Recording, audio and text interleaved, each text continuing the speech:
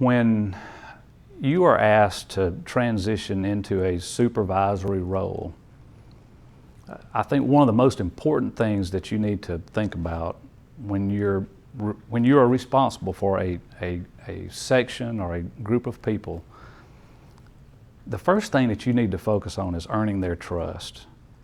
Because if you can earn their trust, they will do whatever you ask them to do. And one thing that you can't do is you can't go into a job expecting or demanding their respect. You can't do that. The respect is something that's also earned, and you're earning trust and earning that respect. The way that you're going to do that is you're going to back your employees every chance you get. They're going to make mistakes, but don't you dare ever embarrass them in front of a group of people. If there's something that's not right, you take the blame for it. Hey, I understand that's not right. We'll get it fixed. Don't you say, well, so-and-so did it and it's his fault. Don't ever do that to people.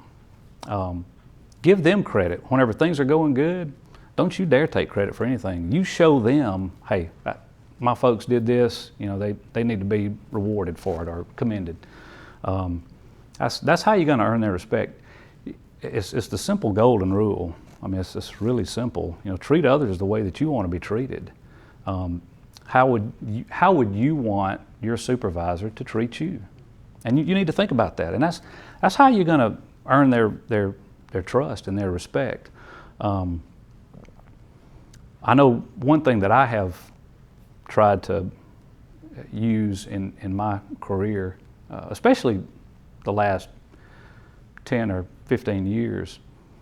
I have a varied history with Aldott and worked in a lot of different sections. I've had a lot of different bosses. I've had a lot of supervisors, and they all have their own management styles. And I'm not saying one is head and shoulders above the other, but I've tried to pick out the best out of each one and tried to focus on that in my career, at least what I perceive to be the best leadership styles. I have a supervisor, a previous boss, that I hold in very high regard. And I try to mold the way I manage people and the way I manage programs and my bureau the way they did. I also have not very good examples of, we'll call it old school, early to mid, late 80s management styles that, in my opinion, is not effective. And I've tried to stay away from those management styles. So I think if you pick the good out of all of your past experiences and you use that in your managing, then you'll earn that trust, and you'll get your team together and you'll be successful managing those employees. Another key thing is listen. It's always important. Same the adage, you got one mouth and two ears. You need to listen twice as much as you speak.